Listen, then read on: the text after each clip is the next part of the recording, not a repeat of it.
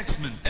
Desperate, Victor approaches the X-Men for sanctuary and ends up tapped by Rogue for her emergency strike team. This is where Romulus comes into the picture. Who is Romulus? He's an ancient, apparently immortal feral mutant who is retconned in from the Wolverine origins stuff, and it turns out apparently everything Sabretooth ever did that was interesting was under Romulus's orders in order to torment Wolverine. Do not worry about this because it's terrible. In the Jason Aaron storyline, Wolverine Goes to Hell, in which Wolverine goes to hell, Sabretooth is in hell. But it turns out the dead Sabretooth was actually a clone, and Victor comes back because of Romulus. I almost stopped the character file here and just finished it with the AOL dial-up noise because I have truly had it with this one. Wolverine teams up with Romulus's twin sister Remus. Why not? Victor assassinates the head of the Yakuza. Victor and Mystique convince the entire Japanese underworld to name them as leaders of all organized crime in Japan, which, sure. The first X-Men miniseries happens here, and I refuse to cover it. It turns out Sabretooth hunted Nazis for a while. His life is a life of contrast. Anyway, then he's working with Wolverine's son Daken. They kidnap Evan Sabaner, the young clone of Apocalypse, and try to convince him that the X-Men's ways are foolish or whatever. Victor doesn't actually care about any of this and is actually trying to manipulate Daken. Daken was raised by Romulus, by the way. I know. Anyway.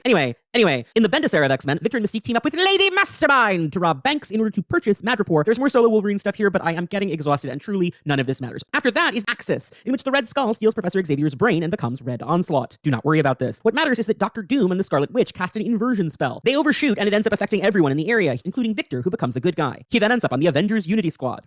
No, seriously. Anyway, Heroic Sabretooth does heroic stuff in a bunch of books. He dates Monet St. Croix. It's crazy. This era lasts until Victor sacrifices himself, descending into hell in exchange for the resurrection of his son so that Graydon can have another chance at life. Do not worry about it. Completely feral and monstrous again, Victor is released into the wilds of Saskatchewan by Satan.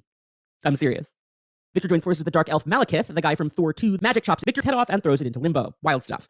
In the 2019 soft reboot House of X and Powers of 10 by writer Jonathan Hickman, Sabretooth is one of countless mutants to join the new mutant sovereign nation on the living island Krakoa. On an important Krakoan mission, he ignores orders and kills some humans. The council declared the killing of any human to be against the laws and offer Victor one last chance that he will follow the new rules. Victor refuses. He swears to slaughter all those present and is damned to a pit beneath Krakoa for all eternity. In the miniseries Sabretooth by Victor LaValle and Leonard Kirk, the new king of Krakoan hell intends to make good on his threat. X-Men.